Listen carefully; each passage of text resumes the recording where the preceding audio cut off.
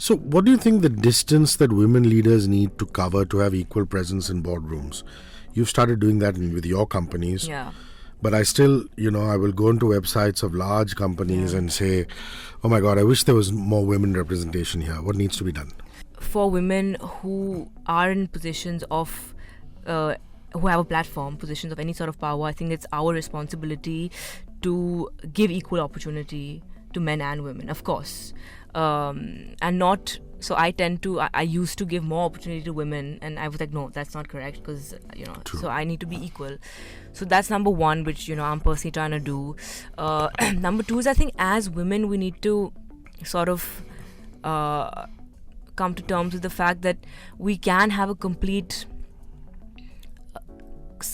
successful, thriving professional life and also have a very successful personal life. I think we start feeling guilty that, what will happen, I'm not married, but for example, what will happen to the kids, what will happen to my husband.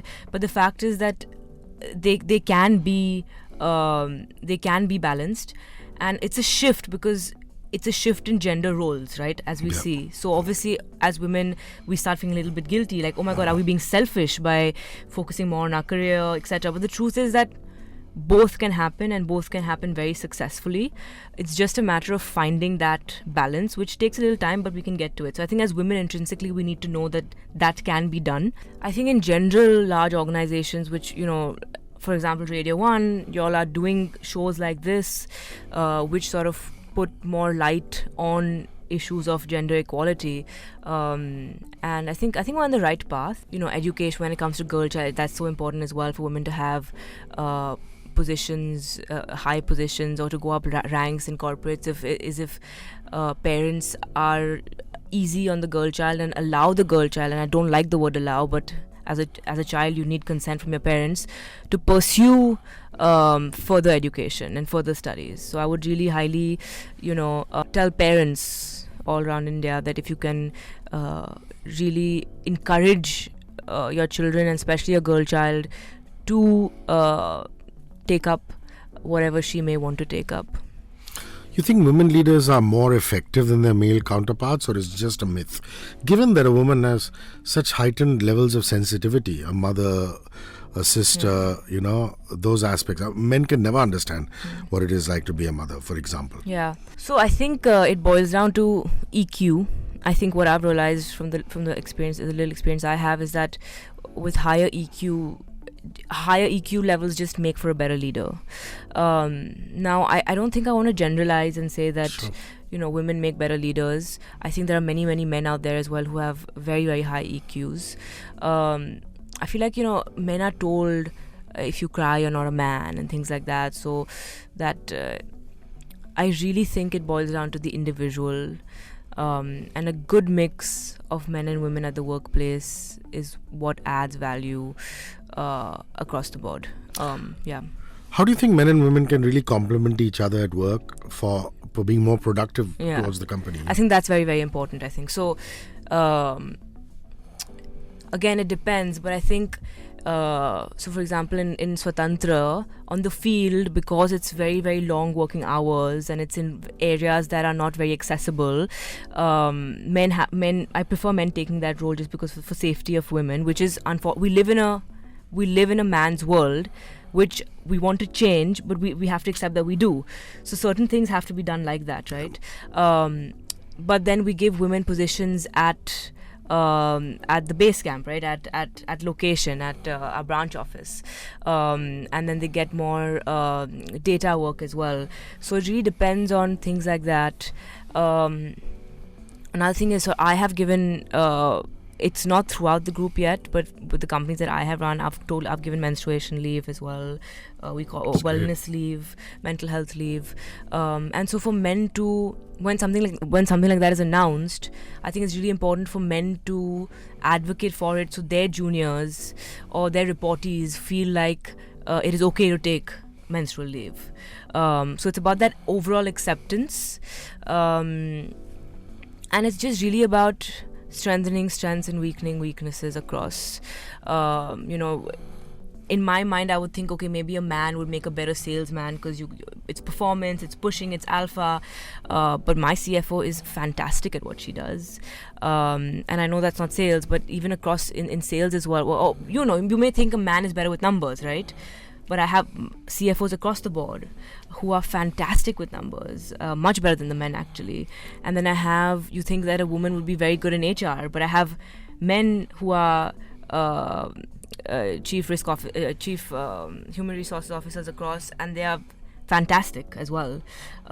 So it's really funny when it comes to practical. I think it's really very individual specific.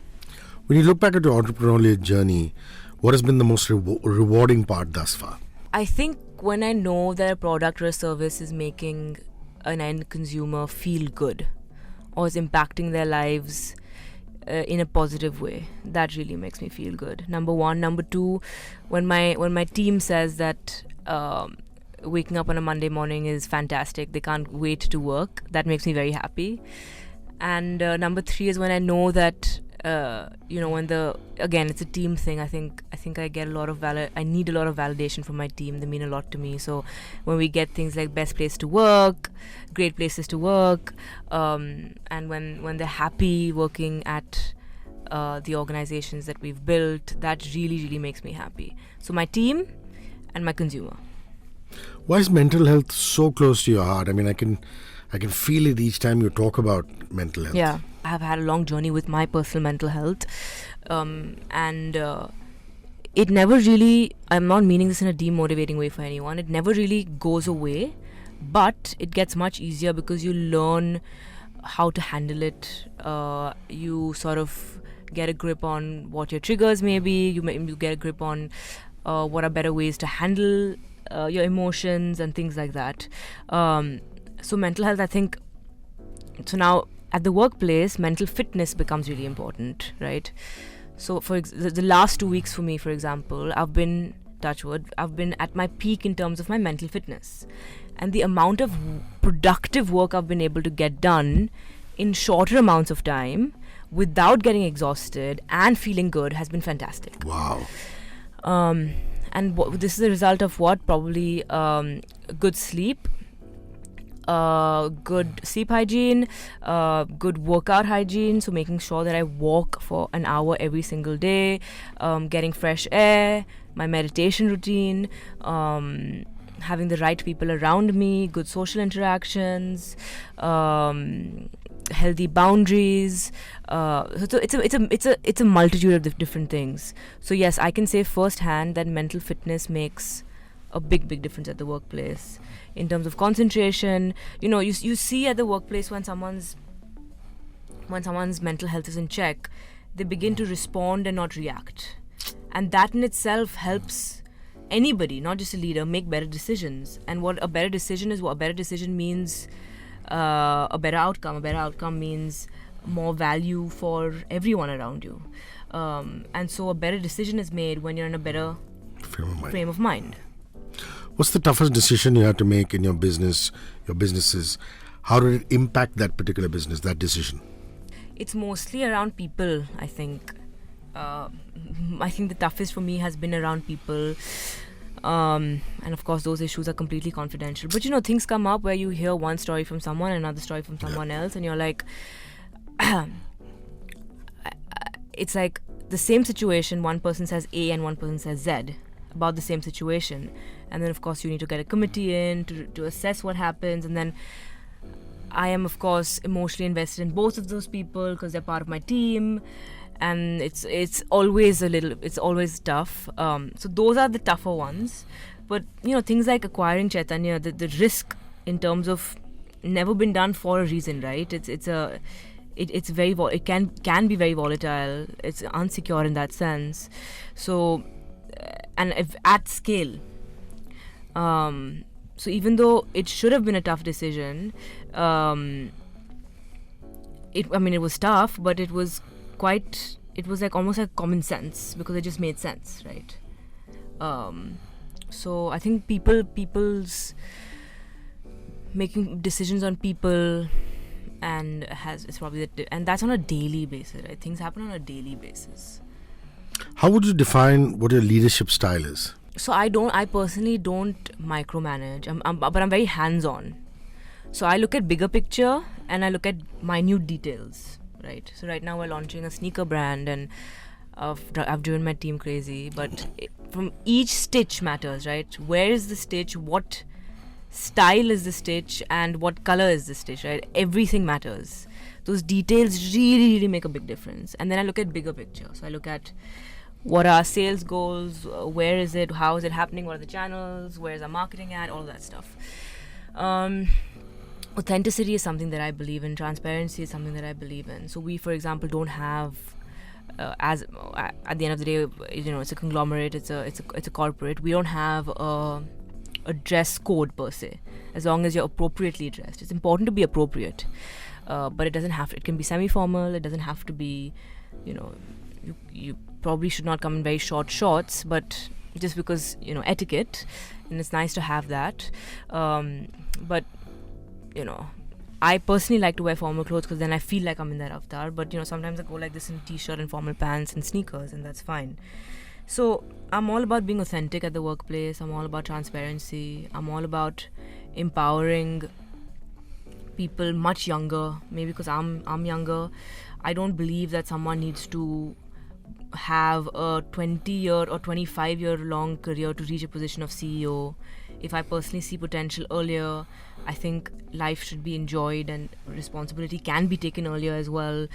I think it's important to, I feel very lucky that I've seen the importance of processes and values and a rigid system at the group, and then a more sort of agile, flexible, new age vibe at the businesses that I have started and I run.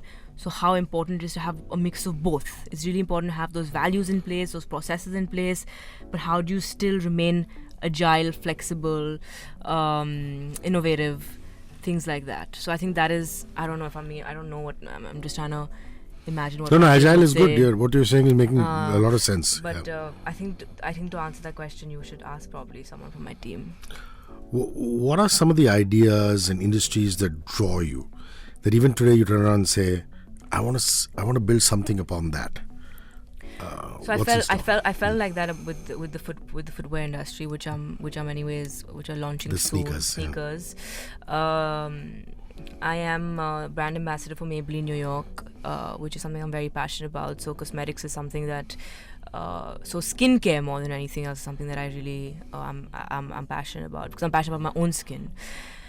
And to be let's see how it goes. I think there's a lot going on already. So from financial services to global trading to fashion to footwear to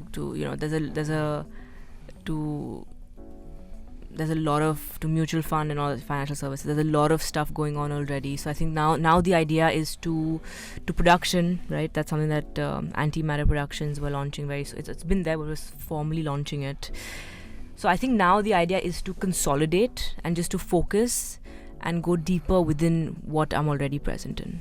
Are there ideas and industries for the future that you're really thinking about building something upon?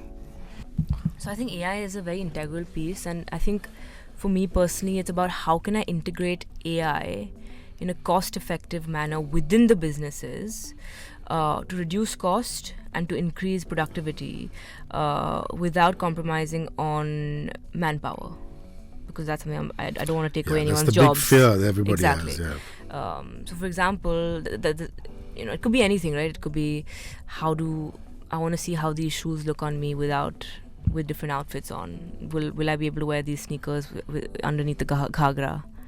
Will I be able to wear these sneakers in formal wear? And how can I see that without actually doing it, right? So there are many ideas that I have. So yeah, integrating AI within the various businesses is something that we're 100% looking at. And I think, as I get older, I'm just realizing more and more the importance that I feel towards impacting people's lives and becoming a better person myself, and just having that ethos with everything I do. Well, that was an episode with Ananya Birla on Mastermind 2023, the Women Leaders Special. It's powered by Nucleus Office Parks. It comes to you week after week on 94.3 Radio 1.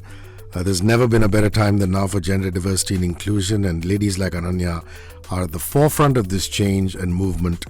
And we will keep bringing you dynamic ladies who power their companies, handling crucial roles, driving growth, as well as value for employees and partners. Thank you so much for your time. I really appreciate it. Thank you so much. It was a lot of fun. 94.3 Radio 1.